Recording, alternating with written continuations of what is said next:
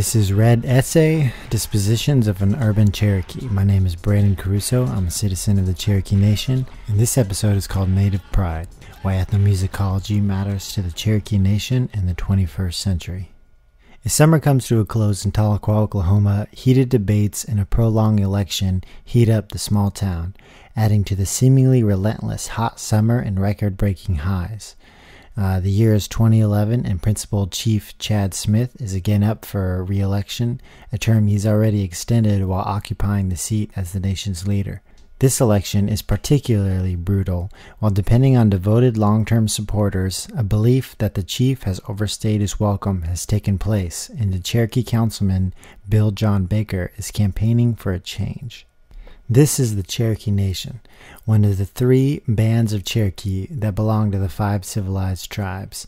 The other two are the Eastern Band, located in North Carolina, and the Kituas, a landless tribe leasing out space within the Cherokee Nation.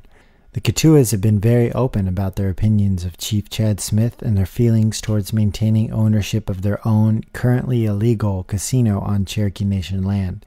Not to leave out the overwhelming population of freedmen, ancestors of slaves owned by the Cherokees, insisting on their own voting rights as Cherokee citizens. A dispute that has gone to the Supreme Court and continues to be heated after numerous past votes. Not only was it a scorcher for a summer, debates and an all-around concern for the future has employed the Cherokee people and created a very public maelstrom.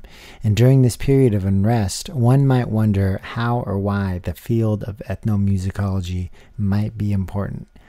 Why might ethnomusicology be crucial to the Cherokee people while tribesmen and women are struggling to establish voting rights, affordable health care, and education, or even be recognized as a Cherokee citizen?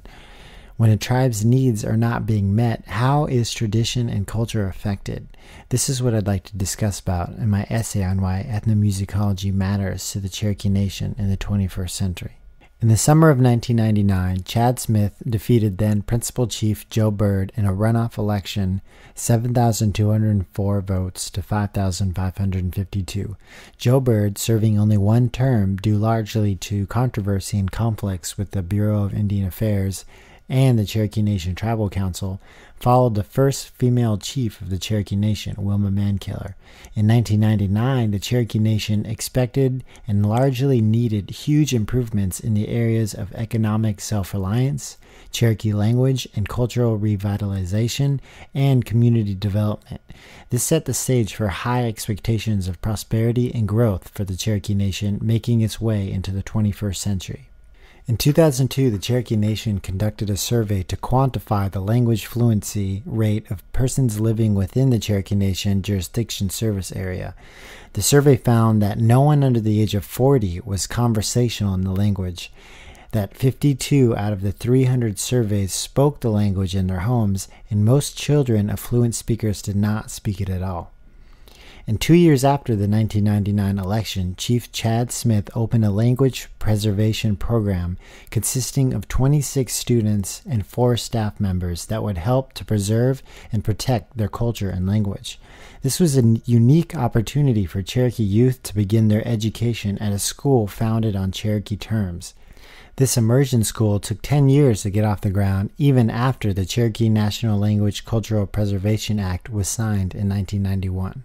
The Immersion School for Cherokee students was a step towards reestablishing language and culture. Their entire curriculum was taught in the Cherokee language, and every morning students would walk in the door and Cherokee was exclusively spoken until they returned home.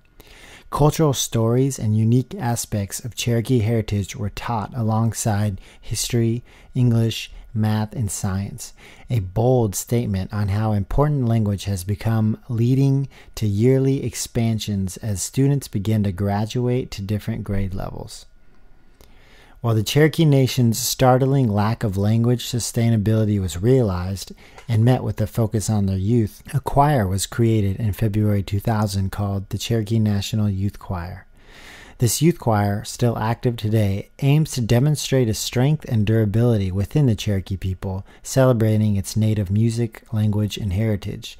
Their music is used as a teaching tool within the immersion school, and they often hold a spot during major Cherokee Nation events, such as retirement of a chief or the Cherokee National Holiday.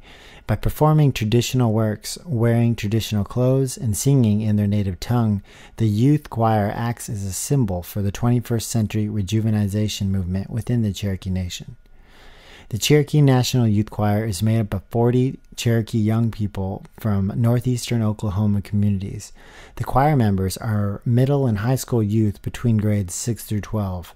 The students compete in rigorous auditions every year for a place in the choir. The Cherokee National Youth Choir is funded solely by the Cherokee Nation and is managed by the Cherokee Nation Leadership Group. I'd like to briefly discuss the topic of Cherokee originality and how it may or may not become compromised during a revitalization period. As Cherokee heritage becomes resuscitated in the late 20th century, can it still be labeled as authentic? How is art, music, and spiritual music affected? And finally, does authenticity only pertain to an unaltered existence without breaks in usage?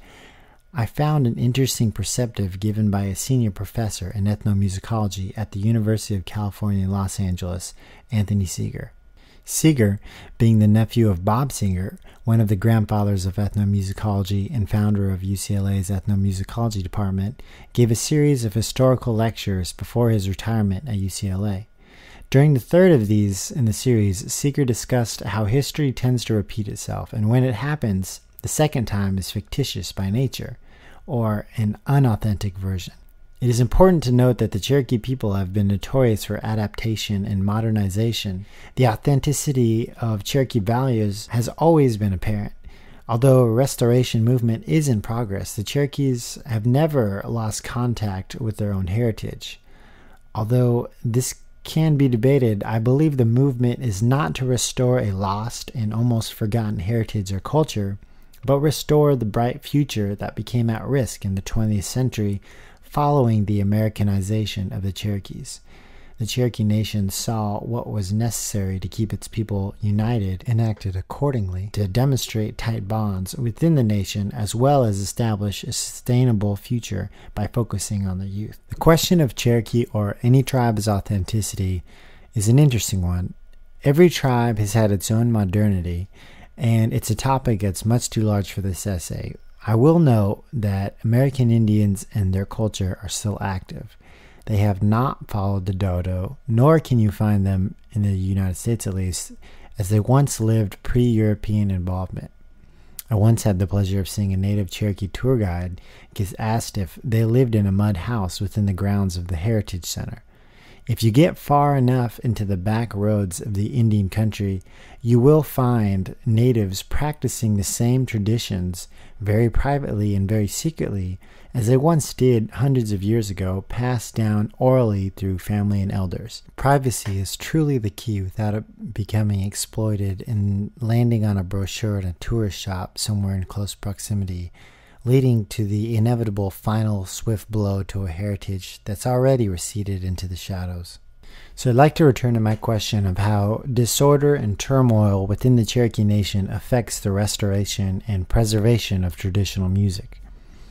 In turn, where is culture within the priorities of a tribe that is struggling with economics, political issues, unsettled tribes members, and a split council?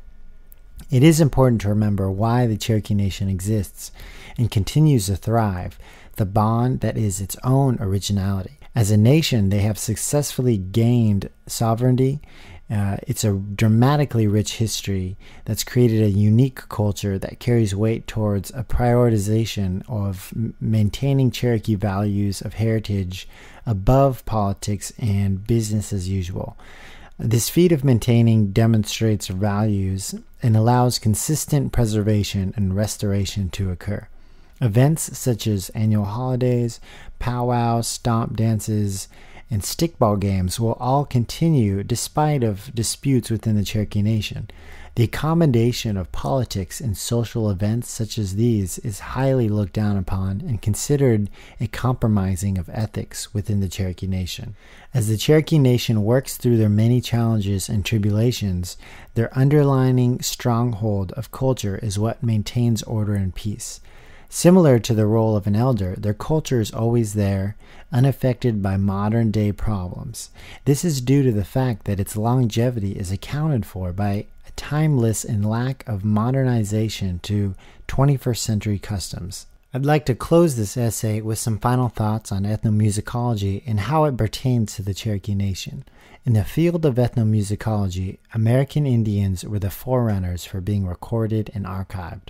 Francis Densmore helped to capture these early recordings, famously caught in a 1916 picture of a Blackfoot chief sitting in front of a phonograph for the Bureau of American Ethnomusicology. Was this because of how foreign-sounding their language and music was? Or was this seen as a preservation for a people's culture that was about to be changed forever by European settlers whom took their land and demolished their civilization through dramatic population downsizing? The United States government's Americanization of the Cherokee people strove to disband the tribe by eradicating their language, beliefs, and culture. The Cherokee tribe would not be killed through war, but by a systematic assimilation to the extent of becoming forgotten and forever lost. Ethnomusicology is important to the Cherokee Nation today because ethnomusicology deals with the preservation and restoration of a people's music and their relationship with the culture to which they belong. It has been debatable whether or not a field based on unintrusive research can or should make any movements towards interaction with the subject of study, but if nothing else, exist as a tool to provide proof of the enduring bonds of a people. Existing concerns and debates held within the Cherokee Nation are evidence that it occupies extremely passionate citizens whom are willing to voice their opinions and become active when the tribe becomes torn or misguided. It is the music, language, and art of the Cherokee Nation that allows them to move forward as a unified people in the 21st century. The Cherokee Nation has and continues to become active in their role of preservation and restoration for their unique culture to survive as a nation.